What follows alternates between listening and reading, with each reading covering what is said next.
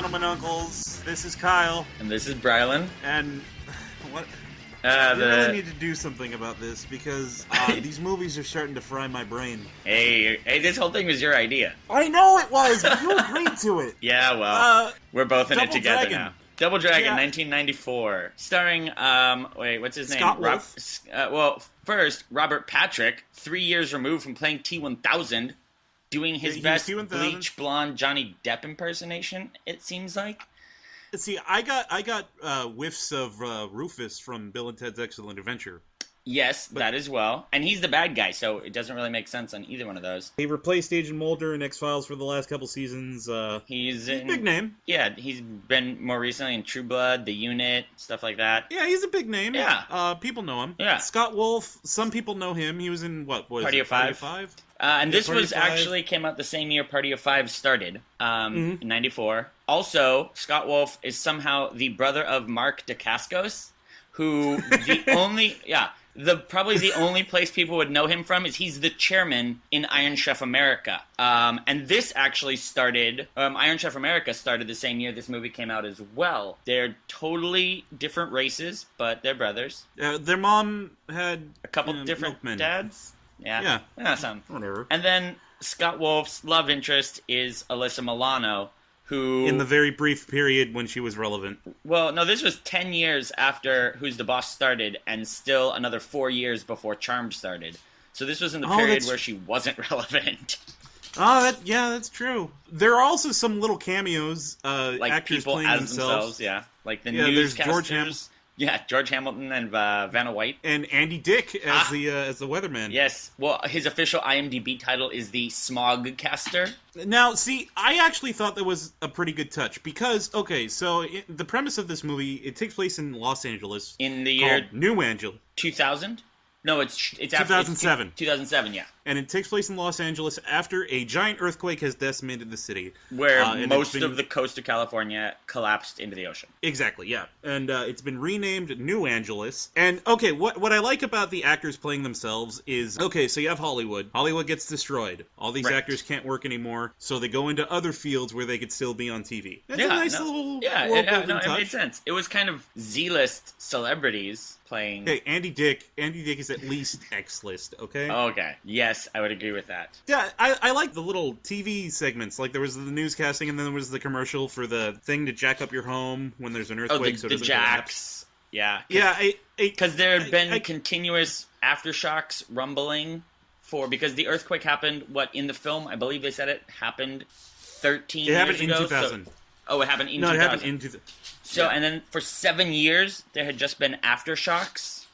It was a big earthquake. Well, apparently. Yeah. And then smog was so terrible that buildings would install smog fans on the top, and then there were little, oxygen booths around the city so that you could just go and put some money in and breathe fresh, just pure oxygen.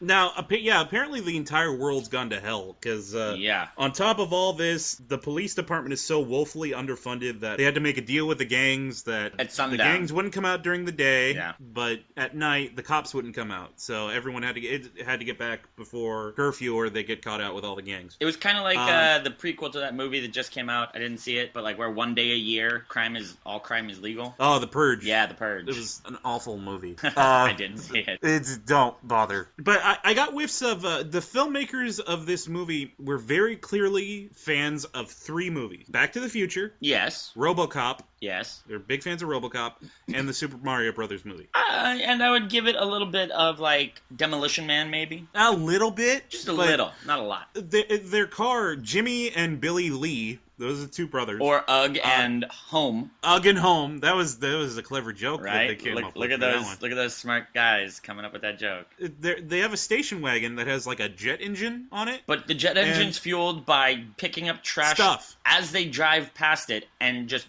paper and throwing it into a burner that's in the center of the console between the drivers and the passenger seat, and they throw it in and it burns, and all of a sudden it turns into jet fuel. Yeah. It's not so much a jet engine as it is, I guess, the car that makes the car like a locomotive almost. Kind of, but it's got flames coming out the back consistently. But yeah, that very clearly means that they are fans of Back to the Future because it's very reminiscent of Mr. Fusion. Well, but when did Back to the Future 2 come out? 1989. Oh wow! So 5 years before this. Oh wow! Yeah. Oh my god, I'm so old. Yeah. But no, this movie, it's enjoyable enough. It's got a weird plot. Yeah, it's goofy ninja comedy. So it's goofy ninja comedy, and it's got awesome 90s punk rock, like that early 90s. Everything's pastel and lightning bolt shaped, and yes, it was quite definitely watching. It was like, I mean, Scott Wolf walks around in jeans with a plaid button up tied around his waist and like just a t-shirt. So 90s. And the plot, though, it doesn't make sense, and we say that a lot about a lot of these movies. We say that a lot, but this one really doesn't make sense. So the plot is there was a medallion that was made in China, and it can control. Well, it was split in half because it was too powerful. So the Chinese One Ring was split in half. It's the Double Dragon medallion, hence the title, because this has absolutely nothing to do with the video game until the very end when they get in the costumes. But that's whatever. Yeah, and the two halves of the medallion control. One, it gives you control of body, and the other gives you control of spirit. And being in control of spirit means that you can turn into paper. Because the bad guy gets it, and he just like a 90s effect. I don't think he was supposed to turn into paper. He turns into like a non-corporeal shadow, and he can possess people. And he can disappear. Okay, yeah, because he does possess a couple people. But okay, so the crime business kingpin... And then being in control of body basically doesn't... It says something about you're supposed to be like 10 times stronger, but it doesn't make him 10 times stronger. It just makes him Wolverine. Except... Yeah, it makes him invulnerable. Yeah. But anyway, you see, you got these two sides of the medallion, and the drug business lord kingpin of New Angeles, which there was hints that this guy was actually like some sort of. For a while, I thought he was supposed to be like in Golden Child, the devil in a human form, because there were hints that he was like super old and he'd been looking for this forever, and then. Yeah, but then he just gets arrested. Yeah, but then he was just a guy, so... Yeah, he's just a guy. And what doesn't make sense is, okay, he wants this medallion to become all-powerful so he can take over the city. But he already controls the city. He's the richest man in the city. He can make fucking Potato Man super soldiers whenever he wants. Yeah. So he already controls the city. What does he need this medallion for? Although I did like his line about, what was it? It was just, I just want complete control over one major American city. Is that too much to ask? So the bad guy in this is Donald Trump. Played by T-1000. There's curfew, so gangs come out at night, and our heroes get caught out at night on their way home from a martial arts exposition, whatever. Tournament thing. And they get chased by... the Mohawk gang. The Mohawk gang or Laurel and Hardy. Yeah. They get chased by Mohawk 90s Laurel and Hardy. And one of them is named Bobo. Bobo. And what's the other one's name? Does it ever say the other one's name? No, in IMDb he's just listed as Smartass Mohawk. That's awesome. Yeah. So there's an exciting car chase. And they drive what looks like a 90s version of a Mad Max truck. It looks like an armored car. It's like an armored car, but with like specialty shit on it. Yeah, it's like a modded armored car. Yeah, this movie... It's like some weird post-apocalyptic college 90s teen drama. With comedy and martial arts. Yeah, it's kind of everything. Strange. So they get caught, and a Bobo, the big, stupid, can bench press 800 pounds. Allegedly. Tough one. He's the head of the gang, because he can bench press 800 pounds. He finds out that they have half of the Double Dragon medallion. He goes back to his boss, he's like, well, they have it, but they got away. So as punishment... But he didn't know how important the medallion was. The boss... No, yeah, he just thought it was some piece of jewelry. Yeah, because, T-1000. He had sent the crime guys, because he kind of knew where it was, and he sent the crime guys, but he didn't tell them what was important about it. So it was, it was a lot like Saruman or Soren sending the orcs, but not telling them, hey, look for the ring. Just, hey, go get them and bring them back. Yeah.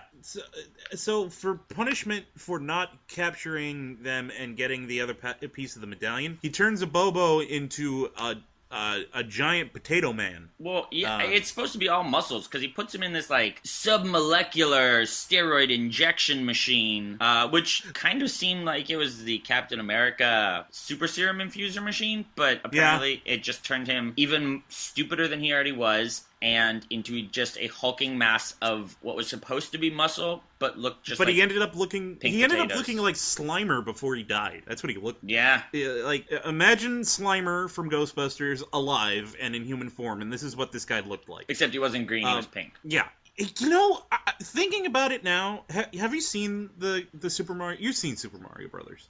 The John Leguizamo movie. A long time ago, and I've mostly blocked it out. So, strangely enough, the plot of that movie is almost identical to this. Well, hey, what else are you supposed to do if you're going to do a video game movie based off of those 80s, 90s video games that didn't actually have a plot? Why not just use the same plot for all of them? I mean, okay, if we're talking about the video game, at least Super Mario Brothers had the plot of princess is in castle who was kidnapped by giant monster. Guy has to go save her. But she's always in another castle. Yes. Yeah. Double Dragon, the game, is punch people. So this stayed fairly true to the plot then. Yeah, but it mixed in a bunch of weird shit. Like, there's a Ski-Doo chase down Hollywood Boulevard. I'm sure that was the inspiration for Waterworld. I thought A Fever Dream was the inspiration for Waterworld. A Fever Dream after having watched that section of this movie. Yeah, no, because Hollywood Boulevard has turned into a river that's so toxic, it's flammable. And so the guys, after having escaped once with the help of Alyssa Milano's gang, who isn't a gang because they're the good guys, and for some reason... Okay, let's clarify this real quick. There's the day-night curfew with the cops and the gangs. Inside that, there's this group called the Power Corps. Which I don't understand why, but... That sounded to me like they were trying to make a reference to a video game or something. Yeah, maybe. And they all dress like the graffiti kids from The Wiz. Yeah, with giant, oversized overcoats that are so crusted with paint that they're like stiff. Yeah. But the Power Corps are like nighttime vigilantes. They're a gang that's trying to work to subdue the other gangs so it can make the city safe. Yeah, they're basically if a bunch of teenagers got together without any money or training and decided to be Batman. They're the Lost Boys. There you go. That's exactly what they are. Yes. And the leader, who's played by Alyssa Milano, is the daughter of the chief of police. Or is he the chief of police, or is he just a cop? I think he's the chief. Yeah, it's Chief Delario, so yes. Okay, yeah, he's the chief of police, but they're kind of viewed like Batman. It's like the cops are like, yeah, okay, they help, but they could also be terrorists because the media is run by T-1000. The thing is, I don't think people realize T-1000 is evil until later in the movie. You know, I'm going to be completely honest with you. I watched it to prep for this. Right. I mean, I had seen the movie before. I watched it twice in the past 3 days. Oof. I have already forgotten 90% of it. Which tells you something about the movie. It does, especially me, because I retain the stupidest, most inane shit. No, me too, and it's kind of just bits and pieces. I know there was the scene where they go to the theater, because they live in an abandoned theater. The Dragon Brothers, the Lee brothers, live in an abandoned theater with an Asian lady who's sworn to protect them.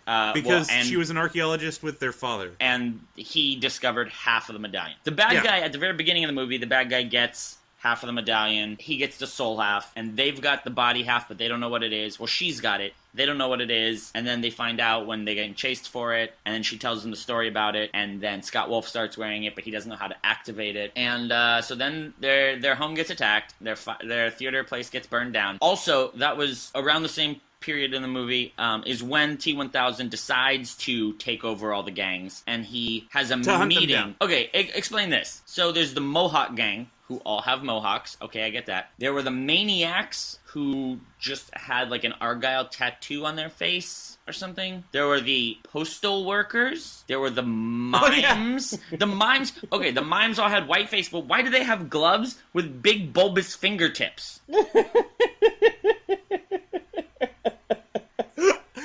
I can tell you why. You want to know why? Yes. Fuck you. That's why. Yes. It's so weird. So the T-1000 gets all the gangs together in a scene that reminded me of the original Ninja Turtles movie for some reason. Like when Shredder's there and is trying to get all the kids in the city to join the Foot Clan. See, it reminded me a little bit of Mystery Men. Ah, yes, when Casanova Frankenstein has all the gangs together. Anyway, continue. And so then he gets all the gangs together, and then they burn down the house, and so the kids are on the run, and all the gangs go and chase them, and that's when they have the boat chase, and then they get away. The Ski-Doo chase. And then they get away, except the gangs think they drowned, and so then they have, like, the element of surprise on their side, because everybody thinks they're dead, and that's when they finally go back to Alyssa Milano to ask for help, and she lives in, it's like a huge arcade with a half pipe in the middle. It's kind of like Rob Diedrich's Fantasy Factory, actually. It's a giant 90s nightmare. Yeah. That's what it is. It's like Nickelodeon threw up on this place. Yeah. It's all neon and skateboards and terrible 90s. And there's even slime. They got that big pool of green slime. I think, though, that's not supposed to be slime. I think that's supposed to be the river because they use it to power the water wheel. Which I don't know why they had a water wheel because they had a generator. But, yeah. And what really pisses me off is there's no consistency to, like, the exterior shots. Because there's, like, these big, like, map paintings of the city skyline, and it looks like post-apocalyptic LA. And then there are shots with, like, downtown LA in the distance, and you can see the U.S. Bank building. Yeah.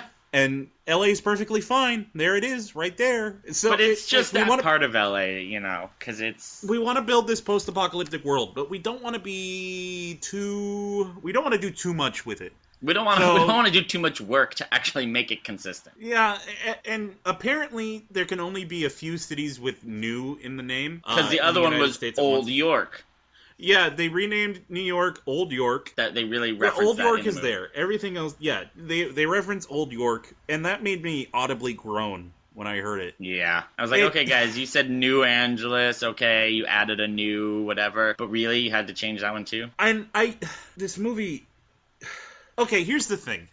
All right.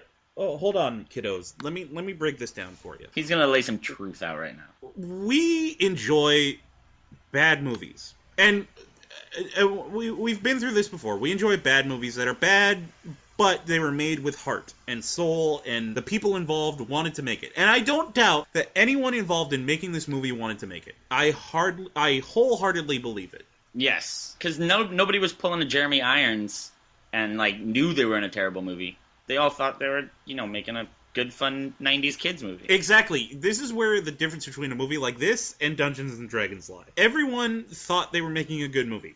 But this movie it's hard to pin down exactly what about it is bad, because there's some interesting, like, set dressing and stuff, like the Ski-Doo chase scene. Like, yeah. Okay, I believed that was a flooded street. I don't know where the gang members all of a sudden got to Ski-Doos. And I don't understand why the gangs were attacking during the day now, because I thought there was a truce with the cops. But then they said screw the truce because they were all combining forces and they were going to be more powerful than the cops? Oh, okay. Fuck it. Whatever. Maybe? All right. I don't know. But this whole central premise of the movie is bad guy wants to get a hold of the Double Dragon medallion because he can do things with it. Yeah. But he doesn't need to do it. He's already the richest man in the city. Yes. He can make an army of super soldier potato men whatever he wants. Yes. He has the police department crippled completely. Yes. So the whole central premise of the film doesn't make any goddamn sense. Except the chief wasn't going to take his bribe because the chief had more morals than that. So he didn't actually own the police force. He only crippled the police force. Yeah, he didn't own the police force, but, you know, their funding had been cut. Well, any good bad guy wants to own the police force. I don't understand his motive. He didn't. It was just because he wanted, like, actual supernatural control, I think. Okay, he wanted to be... Oh, Doctor Who's calling. Yeah, buddy. I'm willing to accept that, he wanted the medallion so he could be immortal and have even more power. Okay, I'm willing to accept that. But what I'm not willing to accept is why the fuck was this normal human person allergic to lights? He just, didn't like light. Yeah, it didn't make any sense. There's a scene early on in the movie where he tells one of his henchmen to turn the lights down and to give him his sunglasses while he's inside. So maybe he's just a weirdo who doesn't like lights. But then at the end... That was after he had split into two demons, though. Yeah, at the end, he gets a hold of both sides of the medallion, and he turns into two Darth Mauls with katanas that slice through anything. Yeah. And they're trying to fight him, and they can't, and then Potato Man, who's since reformed and become a good guy now, tells them that his weakness is light, so they turn some bright lights on, and that weakens him to the point that they can get the medallions back. So it's not just that he doesn't like light, it's not just that he's, like, trying to be cool and, you know, I don't like light, that's my thing. He actually has a weakness. True. It is actually his weakness. Yeah, he's not a vampire. But that's what makes me think that maybe he isn't just a dude. Maybe he is, like, you know, some sort of demonic creature that has been looking for both parts of medallion for centuries, millennia. But if that's the case, why does it end with him just getting arrested? Because they took... He doesn't get... Yeah, I don't know. He doesn't get sent back to some demonic realm. He doesn't get destroyed. He doesn't get disintegrated or anything. He gets arrested by the cops. After he gets possessed by one of the brothers and then is, like, while under possession, writes a check for $229 million. Or no, $129 million. Yeah. For the police department. Which I want to know why, like, that specific number. 120, why not 150? Why not 200 million? Yeah, maybe that was all he had. Okay, but if he only has 129 million, he's not that rich. Even a 94, yeah. I like the checkbook, though. It's like a voice recorder that he talks into, and then it prints out like a little stub with a barcode on it, and that's your check. But he still had to sign it. He still had to sign it, though. Well, he's got to validate it. Ah, okay. Again, see, this is the real frustrating thing about this movie. There's a whole shit ton of stuff that doesn't make any good goddamn sense, to the point where it's infuriating. But there are little touches here and there that make it interesting, like the actors in the news, like the little commercials for products. Yeah. Like the little futuristic-y checkbook thing. There's stuff in there. The other thing I liked, and this isn't necessarily made it interesting, I just thought it was a nice little touch. Before he gets both halves of the medallion, when the T-1000 possesses the chairman from Iron Chef, and he has to fight Scott Wolf, he gets kicked into, because at the Power Core headquarters, they have a bunch of arcade games. He gets kicked into a Double Dragon arcade box, like an arcade cabinet. Yeah, which kind of negates the whole movie being based on the game. If the game exists within the universe of the movie, then it's not based. It's kind of like did you see the remake of the what's his name? Oh fuck, Guy Pearce, the Guy Pearce Time Machine.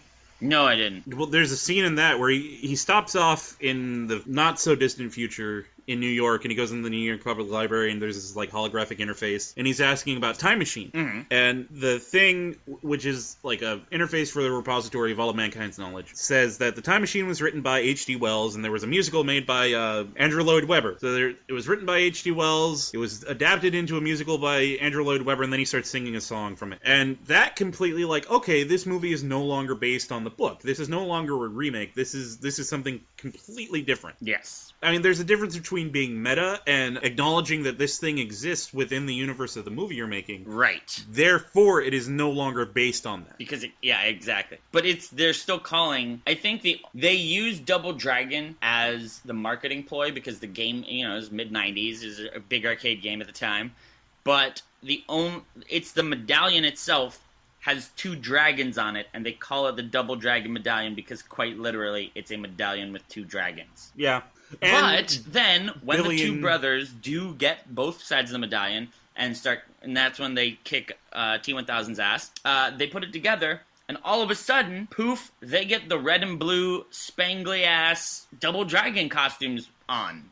And then it was kind of funny because one of the brothers, Scott Wolf, ends up in the blue one, and the other guy ends up in the, Mark ends up in the red one. And he goes, hey, at least I didn't get the blue one. Which is kind of funny because, like, when you're kids and you're playing the arcade game, you're like, oh, I want to be the red one, or I want to be the blue one, or, whatever. So it's kind of like a little maybe, or maybe I'm giving him too much credit. Well, I don't think you're giving it too much credit in the sense of overthinking it, because this movie, again, a very close similarity to the Super Mario Brothers movie. The blue one in this game, or in this movie, is the reflection of the second player character in the game. That's player 2. Uh-huh. That's the unimportant one. Just like in the Super Mario Brothers movie, the main focus is Luigi, who again is the 2-player character. Right. So you have the primary protagonists in both movies based on both games, and they take a backseat to the second player protagonist. Aha. Yes. Which is very strange, and I don't understand the reasoning behind it. Here's my spur of the moment. I think maybe this is a reason, and maybe it's not. Because if you base the movie off the main video game protagonist, then you do have a larger commitment to the actual story. But if you base it off the subsidiary character, then, because no one really gives a fuck about them, and no one really knows much about them, it allows you to open up and tell a different story with the same characters. So you're saying that the secondary characters are blank slates and you can ascribe anything you want to them? Yeah, because when you're playing the video game, you're watching the primary character with the secondary character helping out, but you don't know what the secondary character is doing when the secondary character is off on his own. When you're playing a one-player, what's the second player doing? That's actually pretty brilliant right there. I tip my hat to you. Oh, well, thank you, sir. You're welcome. Okay, I'm done sucking your dick.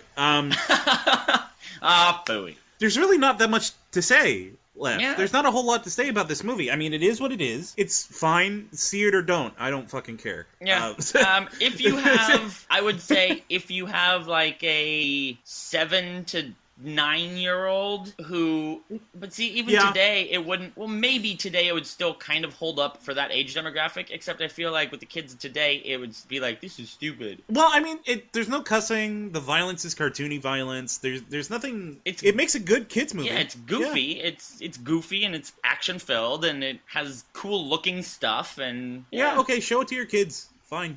Yeah, but don't watch it with them. Just put it on and then go do something else. Yeah, or do. I mean, it's not going to offend you. It's not going to ruin your life. Harmless. Like if you watched, wow, what did we watch last week? I don't even remember anymore because it was so bad. Godzilla. Oh, God, yes. It's not going to ruin your life like Godzilla will. You already forgot what we watched last week. It was so bad. It was so terrible. I was like, okay, I need to move on to the next movie as soon as possible. Your mind rejected it like a virus. Yeah. It's, watch it or don't. It's not offensive. It's not going to make you feel angry. Or stupid. Whatever. Or it's just going to be like, oh, look. In fact, it might make you feel nostalgic. If you grew up during that time, you'd be like, oh, look. Yeah. That clothes are so 80s. Oh, look. This is, or 90s. Like, it'll make you be like, oh, I remember the 90s. It'll probably make you miss Nickelodeon a little bit. Yeah. Yeah. Okay. Yeah, watch it. Fine. Whatever. It's on Netflix. Yeah, go for it. It's on Netflix. Well, sure, why not? Honestly, that's all we have to say. We haven't decided what we're watching next week, but we will. It'll be a surprise to both of us. Well, all three of us. We'll probably figure it out the day before we record this. Yeah, so it'll be great. As always, for the Gentleman Uncles, this has been Kyle. And Brylan. Whatever. We'll see you next week. Bye.